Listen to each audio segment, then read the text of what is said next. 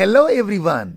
In the subject syntax and grammar, today we will discuss the adjective phrase. In my previous lecture, I discussed in detail noun phrase, its structure, and the functions of a noun phrase. And in today's lecture, we will discuss the adjective phrase, its structure, and the functions of adjective phrase. Let's begin our today's lecture. The structure of the adjective phrase. The main verb in an adjective phrase is an adjective. So you have, if you want to identify that what kind of phrase is this, you have to identify what is the man or the head word in the phrase. So the man or the head word in an adjective will be adjective.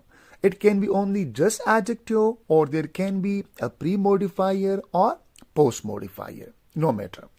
So the structure of the typical adjective phrase may be represented in the following way, where the parentheses indicate elements of the structure that may be absent. For example, this is the structure. So adjective, it is mandatory in an adjective phrase, right? And we can have pre-modifiers or we can have post-modifier. So pre-modifiers and post-modifiers, they are optional. They may exist or they may absent. What is important in an adjective phrase? That is adjective. Without adjective, you can't have an adjective phrase. While without pre-modifiers and without post-modifier, if adjective is there, still we call it an adjective phrase. So a phrase can be a single word or it can be accompanied by other words like post-modifier, pre-modifier, and like determiners, etc. Right?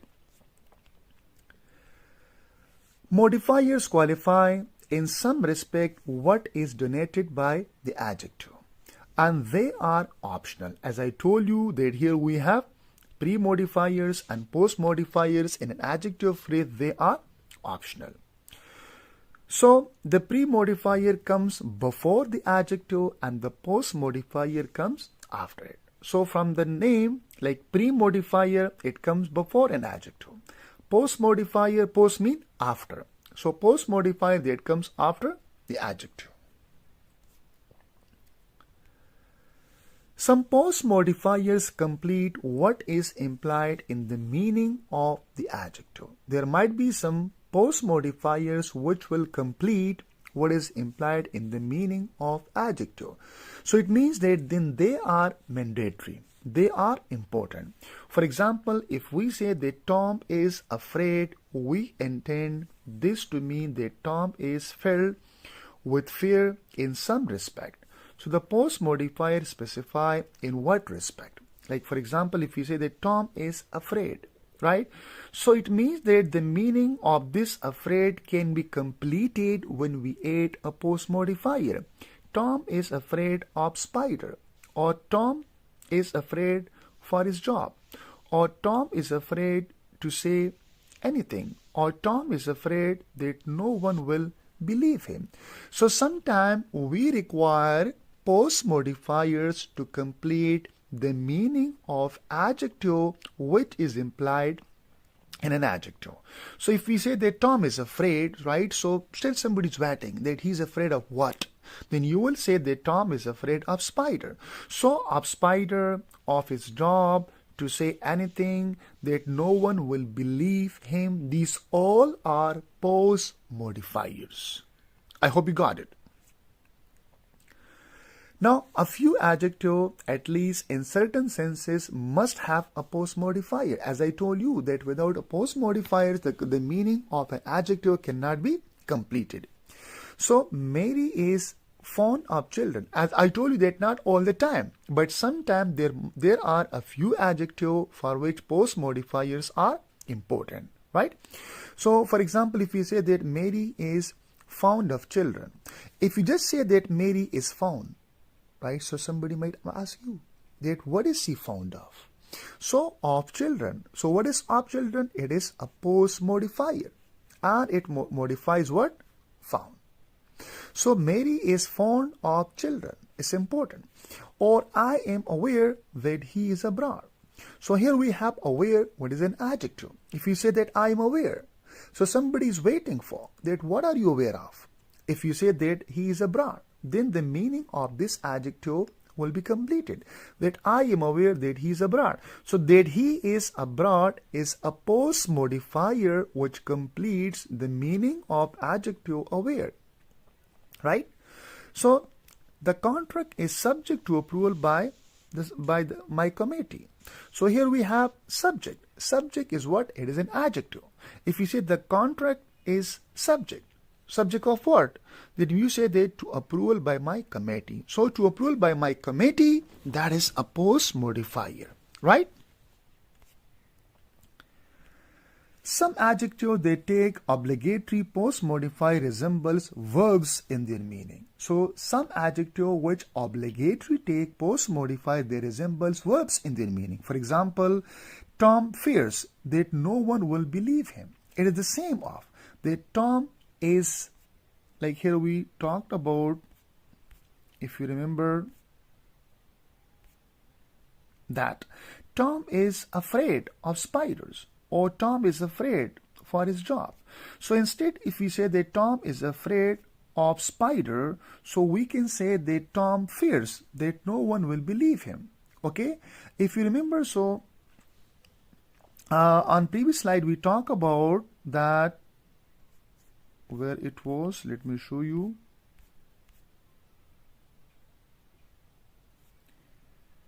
Yeah, this one, that Tom is afraid that no one will believe him. So here it is an adjective. Tom is afraid that no one will believe him. So instead of this, you can say that Tom fears that no one will believe him. So that adjective and post modifier resembles with the verb fear, that Tom fears that no one will believe him. Or Mary likes children. Remember we talk about that Mary is fond of children. So fond of children, it resembles with the verb likes, that Mary likes children. Or I know that he is abroad. And you remember that we talked that I am aware that he is abroad. So I am aware, it is equivalence. Or it resembles with the verb know. I know that he is abroad. Or the contract requires approval of my committee. And if you remember, we talked that the contract is subject to approval of my committee. So the contract is subject to approval of my committee. That adjective phrase can be resembles with the verb contract. That contract, sorry, with resemble with the verb requires. So the contract requires approval of my committee. So it means that some adjective which take obligatory post modifier resemble verbs in their meaning. For example, I told you that Mary is fond of children. It resembles with the verb likes, that Mary likes children. I hope you got it.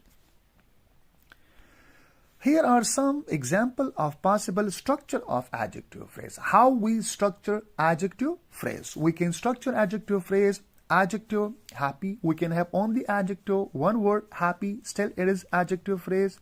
Or we can have pre-modifier plus adjective like very happy. So very is a pre-modifier and happy is adjective. We can have adjective plus post-modifier like happy to see you. So to see you is a post-modifier and happy is adjective. Or we can have pre-modifier plus adjective plus post-modifier like very happy that you could join us. So very is a pre-modifier, that you could join us is a post-modifier, and happy is adjective. So we have these possible structures of an adjective phrase. Function of adjective phrases. What are the functions of adjective phrases? These are the main possible function of adjective phrase. Number one, pre-modifier in a noun phrase. That is the function. For example, he was a tall man, dressed in a blue suit. So you can see here that tall is an adjective phrase and it is used as a pre-modifier before a noun phrase. So as a whole, a tall man is a noun phrase, and a tall functions as a pre-modifier in a noun phrase. Similarly, that a blue suit So a blue suit is a noun phrase, and a blue, it functions as a pre-modifier in a noun phrase. Pre-modifier in a noun phrase. Second, subject complement. The photographs were quite professional. So here it is used as subject complement. So this quite professional is an adjective phrase. Quite professional. And it completes the meaning of the subject. You can see subject complement. It completes the meaning of, if we say that the photographs were. So were what? So quite professional. This quite professional as an adjective phrase and completes the meaning of the subject, that is the photographs. Right? Object complement. It also completes the meaning of an object. For example, my parents made me aware of my filial responsibilities. So, aware of my filial responsibility is an adjective phrase and it completes the meaning of this object, that is me.